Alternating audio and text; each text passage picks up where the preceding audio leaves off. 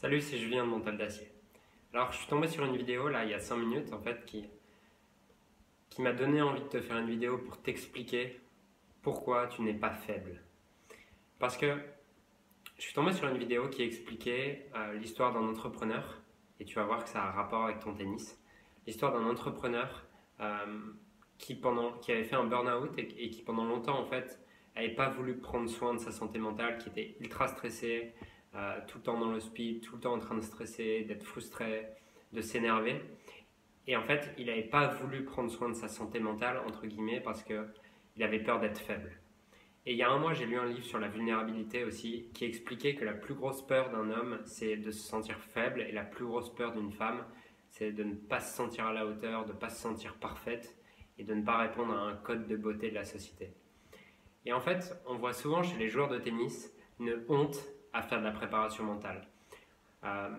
Les joueurs de tennis, par exemple, ils vont se dire « Ah non, mais en fait, si je fais de la préparation mentale, ça veut dire que je suis faible, ça veut dire que je ne suis pas à la hauteur. » Mais la réalité, c'est que la préparation mentale, ce n'est pas une thérapie psychologique.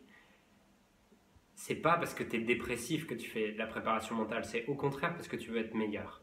Et ce que je trouve étrange, c'est que personne n'a honte d'aller faire des services, personne n'a honte de faire du panier, personne n'a honte de s'entraîner en coup droit, de s'entraîner en revers. Alors que quand tu demandes à un joueur de tennis qu'est-ce qui le bloque le plus en ce moment pour passer au niveau supérieur dans son tennis, il te dit rarement son coup droit ou son revers, ou alors s'il te dit son coup droit ou son revers, il dit je psychote sur mon revers par exemple, je me pose tout le temps des questions. Donc on voit bien que la plupart du temps, ce problème il vient avant tout de ce qui se passe dans la tête, dans l'esprit, mais à côté de ça, le paradoxe, c'est que personne ne veut avouer qu'il travaille mentalement. Et je trouve ça dingue en fait. Et donc j'avais envie de te faire cette vidéo pour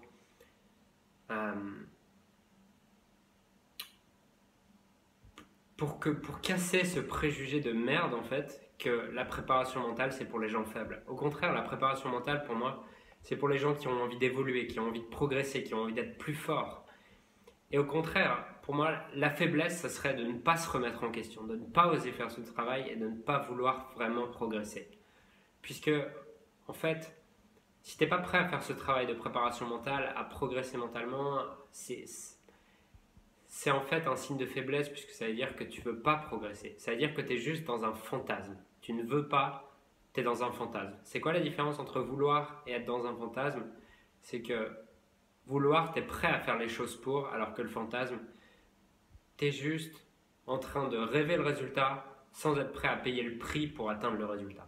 Donc si tu as un vrai projet, si tu as envie de progresser cette saison, je t'encourage vraiment à t'intéresser à ce sujet-là. Pour ça, tu as déjà pas mal de contenu gratuit, tu as beaucoup d'articles gratuits sur Mental d'Acier, donc je t'invite à les lire. Tu peux également, si tu veux aller encore plus loin, t'inscrire à mes formations, mais commence déjà par lire certains de mes articles et tu verras que ça peut faire une grande différence. Si tu connais des gens dans ton entourage qui ont des problèmes avec le mental au tennis, partage-leur cette vidéo. Et je te dis à très vite pour une prochaine vidéo. Et dis-moi en commentaire sous cette vidéo quel est le problème le plus courant que tu as avec ton mental au tennis. En attendant, je te dis à très vite. Ciao.